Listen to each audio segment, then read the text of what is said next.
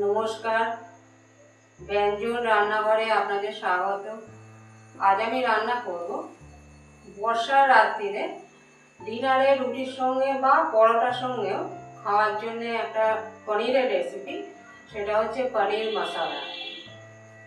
এই পনির মশলা খুব টেস্টি একটা রেসিপি। এটা আজ আমি রান্না করছি, আর এটা বানাতে আমাদের অনেক কিছু লাগছে, সেগুলো একটু আপনারা দেখুন। লাগছে পনির। এখানে আমি 250 গ্রাম পনির এরকম কিউবের আকারে কেটে নিয়েছি। টমেটো পেস্ট 4 টেবিল চামচ, পেঁয়াজ বাটা 2 টেবিল চামচ, এটা কাশ্মীরি মির্চ, এটা আমি 1 চা চামচ নিয়েছি, আর এটা শুকনো লঙ্কার গুঁড়ো, এটা আধ চা চামচ।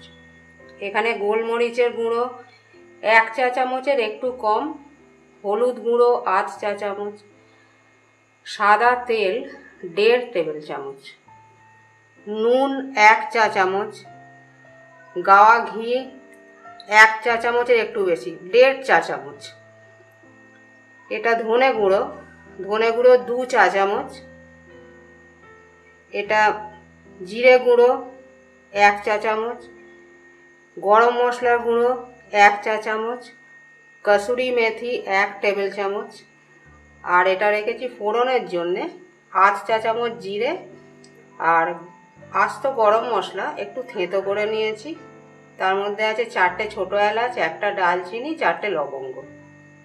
প্রথমে আমি পনিরটাকে কিছু মশলা দিয়ে ম্যারিনেট করে নেব। একটু হলুদ গুঁড়ো,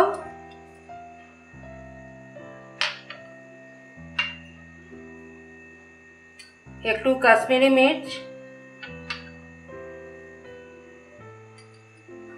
একটু গরম মশলা,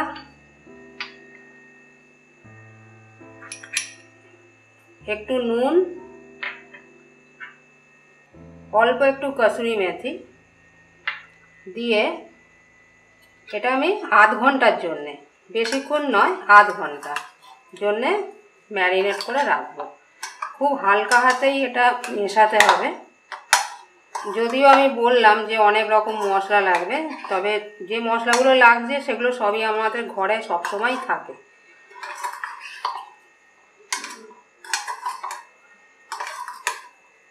এটা আমার মাখা হয়ে গেছে।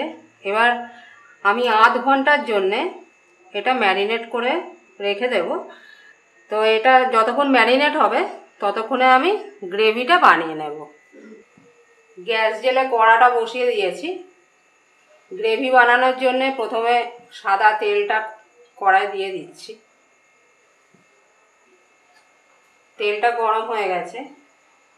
এবার এই জিরে আর থেঁতো করা গরম মশলাটা আমি ফোড়ন দিয়ে দিচ্ছি। ফোড়নটা একটু ভাজা ভাজা হলে তারপর আমি পেঁয়াজ বাটাটা দিয়ে দেব। ফোড়নটা হয়ে গেছে, এবার আমি পেঁয়াজ বাটাটা দিয়ে দিচ্ছি।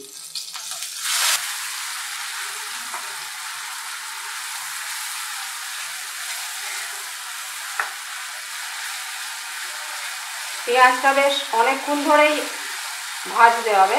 যখন পেঁয়াজ বাটার রঙটা হালকা চেঞ্জ হবে, ব্রাউনিশ হবে, তখন আমি আদা রসুন বাটাটা দেব। এবার আদা রসুনের পেস্টটা দিচ্ছি। এর সাথে হলুদ গুঁড়ো,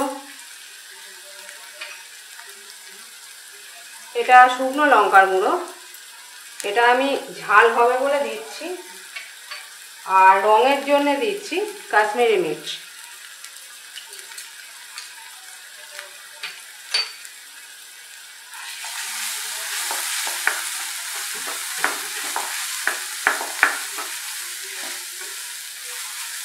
খুব ভালো করে এটা কষে তারপর আরও বাকি মশলা দেওয়ার আছে কিছু, সেগুলো দেবো এক এক করে।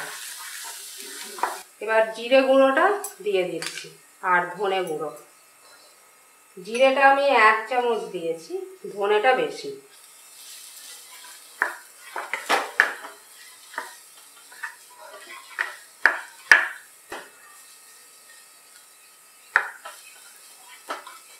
এবার টমেটো পেস্টটা দিচ্ছি।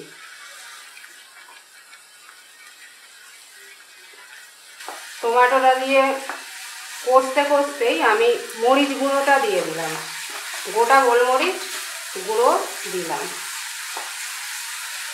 কসুরি মেথি ওটাও দিয়ে দিলাম। কসুরি মেথি খানিকটা আমি ম্যারিনেশনের সময় ইউজ করেছি, বাদ বাকিটা এখন দিলাম। এবার নুনটা দিয়ে দিচ্ছি, নুনও আমি ম্যারিনেশনের সময় একটু ইউজ করেছি, এখন বাকিটা দিয়ে দিলাম।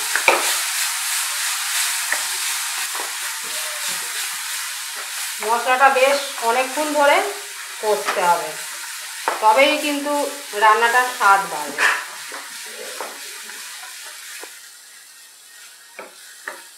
আমি গ্যাসটা এখন কমিয়ে দিয়েছি, কমিয়ে দিয়ে মশলাটা কষছি।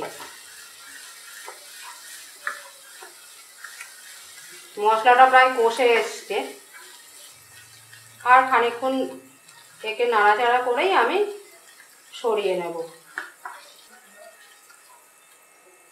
মশলা থেকে তেলও আলাদা হয়ে যাচ্ছে, দেখতেই পাচ্ছেন।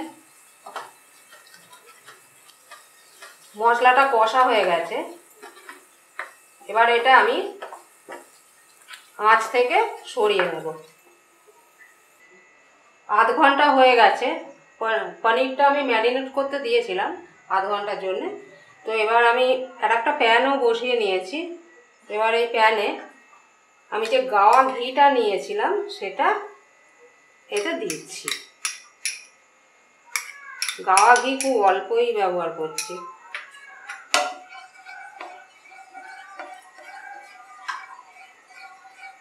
পনিরগুলো এবার এই ঘিয়ের মধ্যে দিয়ে আমি ভেজে নেব।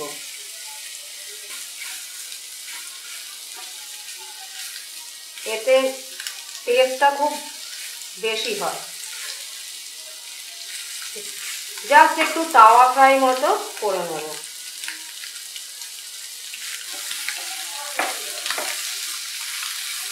পনিরের অনেক রকম রেসিপি আমরা খাই, এটা একটু অন্যরকম।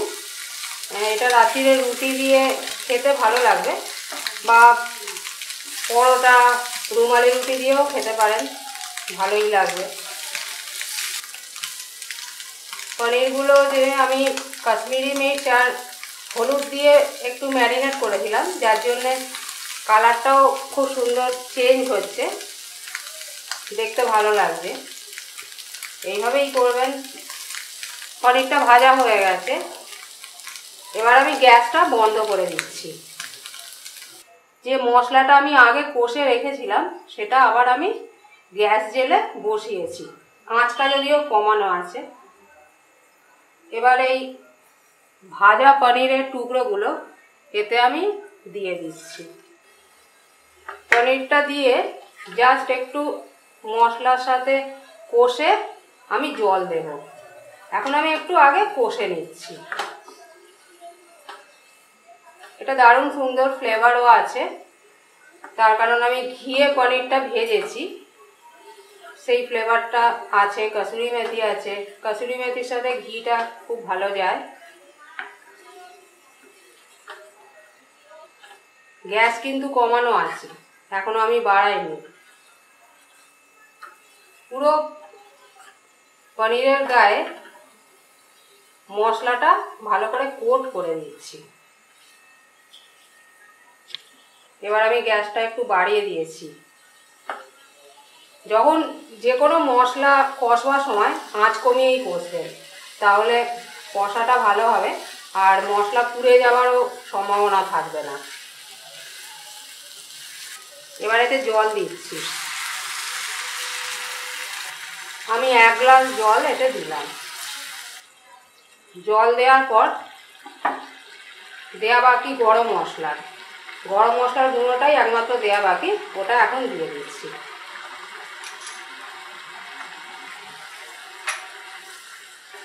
এখন গ্যাসটা পুরো ফ্লেমে আছে।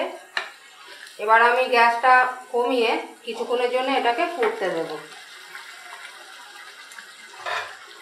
অন্তত মিনিট 5 এটা ফুটবে। 5 মিনিট হয়ে গেছে, এখন আমি একবার দেখব।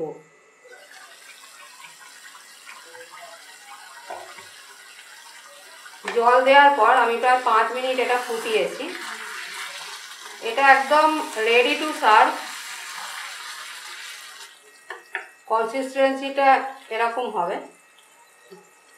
এটা খুব বেশি ঝোল যেমন হবে না, সেরকম শুকনোও হবে না, এরকম একটু গ্রেভিযুক্ত হবে। গ্রেভিটা একটু ঠিক হবে, খুব ভালো লাগবে খেতে। আপনারা এটা রান্না করে খাবেন।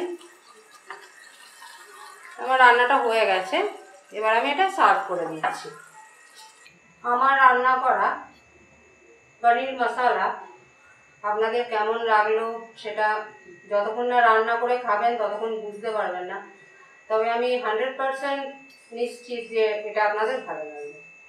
রান্নাটা করে খাবেন, আর লাইক কমেন্ট শেয়ার এগুলো তো করবেনই, তার সঙ্গে আমার অনুরোধ আপনারা সাবস্ক্রাইব করুন। আপনারা সাবস্ক্রাইব করবেন, তার পাশাপাশি আপনাদের ঘনিষ্ঠ আত্মীয় স্বজন বন্ধু বান্ধব সবাইকে বলবেন ব্যঞ্জন চ্যানেলকে সাবস্ক্রাইব করতে। আর এই রান্নার সমস্ত উপকরণ আমি আমার ভিডিওর নিচে ডেসক্রিপশন বক্সে দিয়ে রাখছি, আপনারা দেখে নেবেন। ধন্যবাদ।